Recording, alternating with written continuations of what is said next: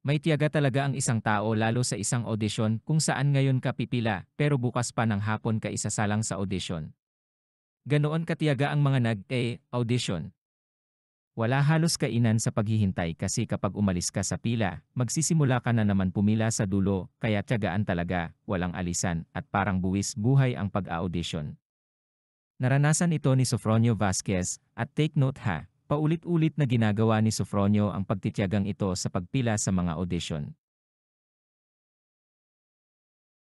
Sa unang pagsali ni Sofronio sa tawag ng tanghalan noong February 2016, kinatawan niya ang Mindanao at pinalad na manalo sa daily round kung saan inawit niya ang lumang awitin ngunit klasiko na The Last Time ni Eric Bennett. Alam ba ninyo, bago ang unang pagsali na ito ni Sofronio, sa tawag ng tanghalan, tuwing ikalawang buwan ay sumasali sa audition si Sofronio, at dahilan ito na nasasabihan siya ng mga staff ng, ikaw na naman, sa ikawalong ulit na pabalik-balik sa audition. Finally, ay nakapasok rin si Sofronio, sa tawag ng tanghalan.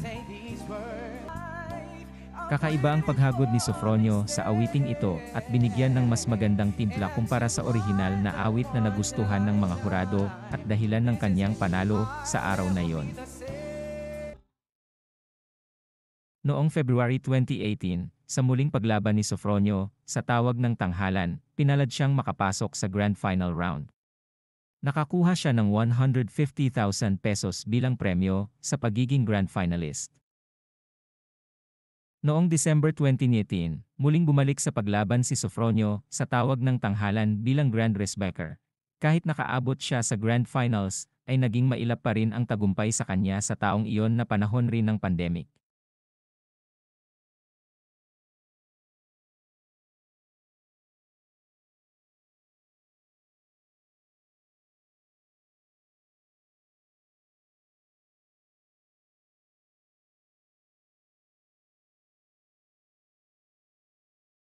Sinubukan rin Sofronio ang The Voice Philippines, ngunit bigo siyang ikutan ng 4 na coaches ng season na iyon.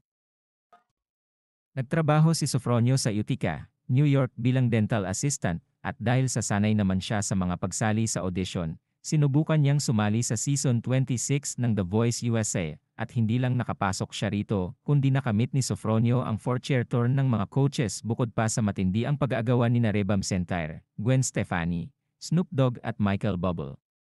Si Bubble ang piniling maging mentor ni Sofronio sa huli.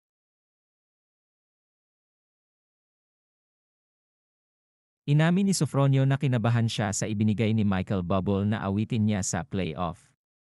Ngayon pa lang ito niya narinig sa tanang buhay niya ang awiting Crying ni Roy Orbison, subalit kailangan mahanap ni Sofronio ang emotional link niya sa awit kung kaya't inisip niya ang kung anong naramdaman ng ina nang mamatay ang kanyang ama. Alam ba niyo, dahil sa inilagay niya ang puso at emotion sa awiting ito, tinagurian ng The Voice na spectacular ang performance na ito ni Sofronio. Isa pang awitin na ibinigay rin Michael Bubble na kung si Sofronio ang masusunod ay gusto niyang mapalitan. Ito ang awitin ni Elvis Presley na, If I Can Dream, para kay Sofronio. Ang kantang ito ay pinakamahirap kantahin, bukod sa technically difficult, with all the ups and downs and progressions, ay nangangailangan ito ng intensity at authenticity. Kailangan ring full body effort upang mabigyan hustisya ang awit na kailangan dalahin na maganda ang melodiya nito at ang mensahe ng awit nito sa paglipas ng panahon. Inawit ni Elvis Presley sa NBC rin noong 1968, 56 years na ang nakakalipas. Dahil sa dedikasyon ni Sofronio sa pag-deliver ng mga awitin, naibigay naman lahat niya ang hustisya sa awit na tinagurian ng The Voice na Simply Breathtaking, at ito ang nagdala kay Sofronio sa pinal ng kompetisyon.